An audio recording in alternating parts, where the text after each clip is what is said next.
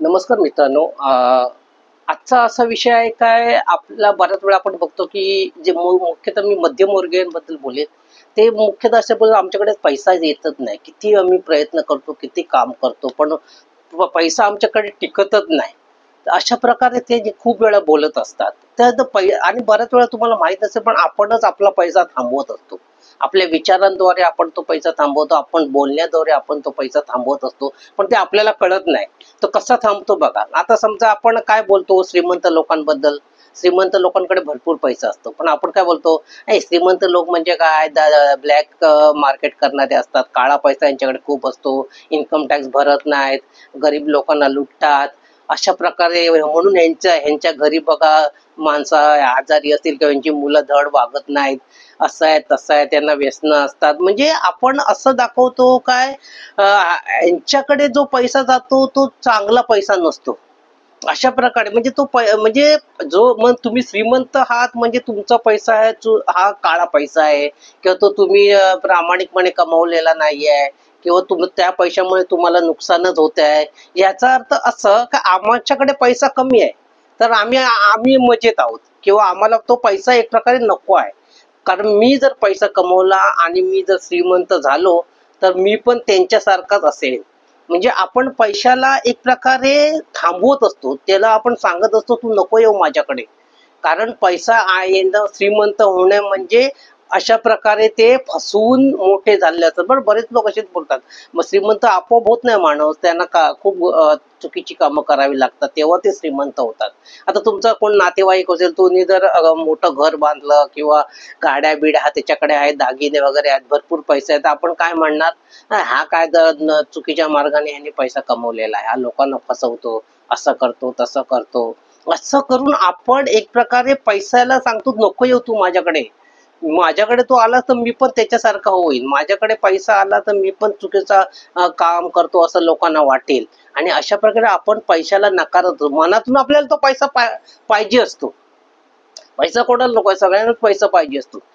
पण आपण असं दाखवतो की तो पैसा ज्याच्याकडे आहे तो चुकीच्या मार्गाने कमवतोय, आणि अशा प्रकारे आपण त्या पैशाला थांबवतो. परत तुम्हाला तो कोणतरी विचारलंय कसं आहे, बरं आहे ना, तर तुम्ही ना काय सांगणार, नाही हो काय बरोबर नाही, तुमचं आज कामधंदा बरोबर चालत नाहीये, पैसाच नाहीये, सारखा आजारपणात पैसा जातो, इकडे पैसा जातो तिकडे पैसा जातो. असं म्हणून म्हणून आपण तो पैसा जसा काय, मी माझ्याकडे पैसा थांबतच नाही, आणि त्यामुळे तो पैसा मग आपल्याकडे यायला पण मागत नाही. कारण आपण त्याला थांबवत असतो, नको म्हणत असतो, नको येऊ माझ्याकडे, नकारात्मक सारखे बोलत होतो. आता तुमची परिस्थिती चांगली असते, खाऊन पिऊन तुम्ही सुखी असता तरी काय म्हणणार, नाही हो खूप हालत आहे, पैसेच नाही झाली, आजारपणातच पैसा गेला, ह्याला पैसा दिला तो देत नाही, त्याला पैसा दिला पैसा देत नाही हल्ली. असं करून तुम्ही स्वतःला गरीब करत असता. तुमचे विचार त्याप्रमाणे चालत असतात. मी बरेच असे नातेवाईक पण बघितले जे सतत रडत असतात, पैसा नाही पैसा नाही. त्यामुळे काय होतं माहित आहे, ही गोष्ट तुम्हाला म्हणजे मन जे आहे ना ते ती खेचून घेतं, ती गोष्ट ते ऍक्सेप्ट करतं. हा, या माणसाला ना पैसा नको आहे, हा पैसा सतत रडतच असतो.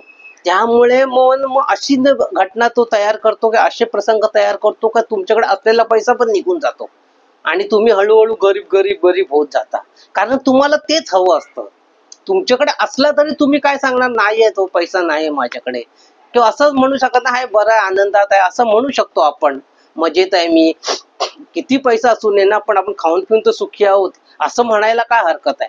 पण तुम्ही ते नाही माझ्याकडे पैसाच नाही पैसाच नाही असं म्हणून तुम्ही किती गरीब आहे हे तुम्ही त्या लोकांना सांगत असता. म्हणजे त्यामुळे काय झालं, तुम्ही दारिद्र्याला खेचता तुमच्याकडे. तुम्हाला तो पैसा हवा असतो पण तुम्ही असं वागता ना काय, मला पैसा म्हणजे पैसा माझ्याकडे येतच नाहीये. त्यामुळे आपलं मन आहे ते ते ते ते ते तुझे तुमचे विचार स्वीकारतं आणि त्याप्रमाणे घटना घडायला लागतात. मग तुमच्याकडे येणारा पैसा तुला येत नाही. तुम्हाला एक नियम माहित नाहीये काय, जसं आपण बोलतो तसंच होत असतं. तुम्ही जेव्हा असं म्हणाल ना माझ्याकडे पैसा येतोय, माझ्याकडे भरभराट होत आहे, बरं आहे, मी खाऊन पिऊन सुखी आहे, असं जेव्हा म्हणताना तेव्हा आपोआप बदल घडायला जीवनामध्ये सुरुवात होता. तुम्ही समाधानी राहता. जेवढा आहे पैसा त्याच्यामध्ये तुम्ही आपोआप समाधानी राहता. तुमच्याकडे पैसे येण्याचे मार्ग मोकळे होत जाता. पण तुम्ही जेव्हा असं म्हणता ना, काय त्या पैशावाले लोक म्हणजे काय चुकीचं काम करणारे असतात, फसवणारे असतात लोकांना, याचा अर्थ तुम्हाला तो पैसा नको असतो. जसं एखाद्या शेजारीने जर गाडी घेतली विकत, तर आपण काय म्हणतो ना, आम्हाला काय करायची गाडी, कुठे जाणार, आम्ही 8 तास तर नोकरी करतो, रविवारचा एक दिवस असतो तो घरात बसून आम्ही काय करायची गाडी, असं तेव्हा तुम्ही म्हणता, याचा अर्थ तुम्ही असं दाखवतो मला ती गाडी नको आहे. म्हणजे मला मध्यमवर्गीय गरीबच राहायचं आहे, मला गाडीची गरज नाही. पण समजा तुम्हाला एका लॉटरीमध्ये जर तो गाडी लागली, तर तुम्ही नाही म्हणणार आहात काय, तुम्ही घेणारच ना ती. म्हणजे मनातून आपल्याला हवं असतं सगळं, श्रीमंती सगळ्यांना हवीच असते. पण आपण ती आपल्या बोलण्यातून तिला रोखतो, आपण तिला थांबवतो, तिला सांगतो नको येऊ बाबा, लक्ष्मीला सांगतो आपण आमच्याकडे नको येऊ तू. आपल्या ते विचारांमुळे ते गोष्टी तशा होत असतात. जसं तुम्ही ऐकले असेल, जसं जसे करावे तसे भरावे, जेव्हा किंवा जे पेराल ते उगवेल, तसे आपण काय पेरतोय आपल्या जीवनामध्ये, आपण सगळे नकारात्मक विचारांनी नकारात्मकता पेरतोय. म्हणजे नको नको नको म्हणून त्या पैशाला आपण थांबवतोय. इथे एक बुमरँग प्रकार आहे. बुमरँग म्हणजे आपण जी गोष्ट, जे खेळणं असतं लाकडाचं, ते असं हवेत जर टाकलं तर ते गोल गोल झुम झुम झुम असं फिरत परत आपल्याकडे येतं. तसं आहे, जेव्हा तुम्ही म्हणता ना मला पैसा नको आहे, पैसा ज्याच्याकडे आहे तो माणूस चुकीच्या मार्गाने कमवतो, याचा अर्थ मला पैसा नको आहे. मग तसंच तुमच्या जीवनात ते घडत असतात. ते विचार जे असतात, जे बोलणं असतं, ते असं बाहेर जरी गेलं ते आपल्याकडे परत येत असतं. तशी परिस्थिती ते खेचून आणतं आपल्याकडे. असलेला पैसा सुद्धा आपला संपायला लागतो. आपण तो पैसा म्हणजे नको नको म्हणून तो घालवतो. आपण सगळं दारिद्र्याला आपण आकर्षित करत असतो. म्हणून कधीही असं म्हणू नये की मला पैसा नको आहे, किंवा श्रीमंती माणसं म्हणजे वाईट किंवा ते चुकीचं काम करणारे आहेत, असं म्हणायचं नसतो. पैसा हा सगळ्यांना हवा असतो, त्याचा उपयोग कसा करावा आपल्यावर आहे. त्यामुळे भरभराटीचे विचार टाकायत राहायचे आहेत. कोणी विचारलं तर सांगायचं हो मी खूप आनंदात आहे, मजेत आहे. एक वेळ एखाद्याला मदत करायची वाटली तर थोडेशा पैशांची मदत करा, भरपूर पैसे देऊ नका त्यांना, कारण उद्या आज फसवणारे लोक पण खूप आहेत. कर्ज घेतात आणि मग ते फेडत नाहीत, तर अशा लोकांना थोडेसे पैसे द्या, मग ते गेले तरी काय फरक पडत नाही.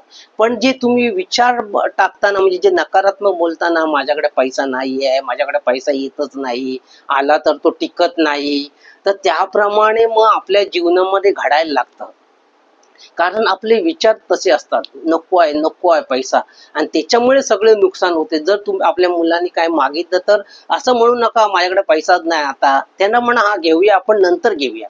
जर आपल्याला टाळायचं असेल, त्यांना ती वस्तू बऱ्याच वेळा मुलांना कळत नाही काय मागावं, ते काही मागत असतात, तर आपल्याला माहिती ही गोष्ट काय चांगली नाही याला देणं, तर त्यावेळी असं म्हणू नका आपल्याकडे पैसा नाहीये, असं म्हणा मी नंतर आपण घेऊया. पैसा आला का घेऊया, पैसा आला का घेऊया, असं पैसा आला का बोलायचं आहे, पैसा येतोच आहे असंच समजायचं, आपले विचार ठेवायचे आहेत. भरभराटीचे विचार ठेवणं खूप आवश्यक. आणि मी तुम्हाला एक सांगेन, रोज घरी येताना कामावरून सुटल्यानंतर काय ना काय फळं घरी आणा, फळं आणा, काय नाही खाऊ मुलांना आणा. म्हणजे येताना तुम्ही घरी रिकाम्या हाताने येऊ नका. ती जी पिशवी असेल घेऊन जाता भाजीसाठी वगैरे, तर ती फळाबिळाने काहीतरी खाण्याच्या वस्तूंनी भरून आणा, म्हणजे ती भरभराट घरामध्ये आपोआप येत राहील. बऱ्याच वेळा आपण काय करतो, फक्त आपण जीवनावश्यक तेवढ्याच वस्तू घरात आणतो, जे जेवणापुरती काय लागेल. असं करू नका. काही मुलांसाठी खाऊ आणा, फळं वगैरे आणा, आणि काहीतरी गोष्टी गोडधोड आणा. त्यांनी काय होतं, तुमच्या घरामध्ये एक तसं वातावरण तयार राहतं. आता एखाद्या गरीब माणसाच्या घरात गेलं, त्यांच्या बघा काहीच नसणार, सगळे रिकामे डबे, खायलाच काय नाही, बिचारी मुलं पण हापापलेली असतात, त्यांना कोणी दिलं ते पटकन खातात. का खातात ते? का त्यांना ते मिळत नाही. पण तुम्ही जर ते थोडी गोष्ट आणा, मी असं नाही म्हणत भरपूर आणा, गोड आणा, ते म्हणजे भरपूर आणा, बॉक्स भरून आणा, असं नाही, थोडंसं आणा. कोणाला पण बघा थोडंसं मिळालं ना तरी ते बरं वाटतं आपल्याला पण. बघा एखादी गोष्ट जर खाण्याची इच्छा झाली तर ती आपण काय भरपूर खात नसतो, जराशी मिळाली तरी आपलं मन समाधान होतं. आपल्याला खरं सांगू ना, ते एक टेस्ट पुरती हवी असते. आता तुम्हाला बऱ्याच वेळा आपण मराठी माणसं म्हणजे मच्छी मटण खात असतो रविवारचे वगैरे, तर आपली अशी इच्छा नसते काय मटन मच्छी खूप मिळावी आपल्याला, पण एक टेस्ट मिळण्यासाठी थोडस मिळालं तरी आपलं मन बघा हा बरं झालं, म्हणजे मन समाधानी होतं आपलं आपोआपच. तसंच आहे हे गोडधोड जर आपण थोडंसं आणलं तर मुलांना दिलं, फळं वगैरे, फळं का आम्ही फळांवर का जोर देतो, फळं ही चांगली आहेत, पौष्टिक आहेत, त्याच्यातून आपल्याला चांगले विटॅमिन्स मिळणार आहेत, त्यामुळे आपली रोगप्रतिकार शक्ती वाढणार आहे, म्हणून फळांवर मी जास्त भर देतो. फळं वगैरे आणली की मुलांना खायची सवय लावली तर त्यांची पण तब्येत चांगली सुधारेल. म्हणजे इतर जर काहीतरी चॉकलेट फुकलेट आणण्यापेक्षा फळं आणा, किंवा ते जमत असेल मग चॉकलेट वगैरे आणा, 1-2 रुपयाची आणा, पण आणा. त्यांनी एक घरामधलं वातावरण असं सुखी राहतं. जर वेळी नाही तर आपण ना काटकसर करून करून जगण्यामुळे ना एक आपोआप आपण दारिद्र्याला आमंत्रण देत असतो, की दारिद्र्य येऊन दे माझ्या घरी, असं आपण असं असं वातावरण तयार करतो आपण. आपल्याकडे हे नाही ते नाही का काटकसर, आपली परिस्थिती गरीब आहे, अचानक पैसा जर लागला तर कुठे. पण खाऊन पिऊन सुखीचा अर्थ तुम्हाला काय भरपूर उधळायचा नाही पैसा आहे. एक थोडं थोडं रोज तो आपण वडील जर कामावर जातात किंवा आई कामावर जातात येताना थोडस घेऊन या मुलांसाठी. फळं वगैरे आणा, मिठाई असेल ती ती कधीतरी आणा, म्हणजे मुलांना त्याची टेस्ट मिळाली तरी खूप असते. मग मुलं पण आपापल्यासारखी राहत नाही, आपल्याला पण ते खाऊन बरं वाटतं. आपण पण काय सारखे खात नसतो, पण कधीतरी मिळालं तर आपल्याला पण बरं वाटतं. म्हणून ते असं वरच्यावर काय ना, मी तर म्हणतो रोज संध्याकाळी येताना काहीतरी म्हणून आणणारच तुम्ही. केळी आणा, चिकू आणा, काय पेरू आणा, किंवा काय मिळेल ती स्वस्तातलं असायचं चालेल, पण ती फळं आणा, काहीतरी गोडधोड आणा. त्यामुळे आपल्याला असं कधी वाटणार काय आपण गरिबीत जगतो असं कधीच वाटणार आपल्याला. थोडं मिळालं मन शांत, मनाला जास्त नकोच असतं खरं सांगायचं तुम्हाला तर, त्याला थोडंसंच पाहिजे असतं. पण आपण असं समजतो की आपल्याला खूप हवं पाहिजे, खूप हवं पाहिजे.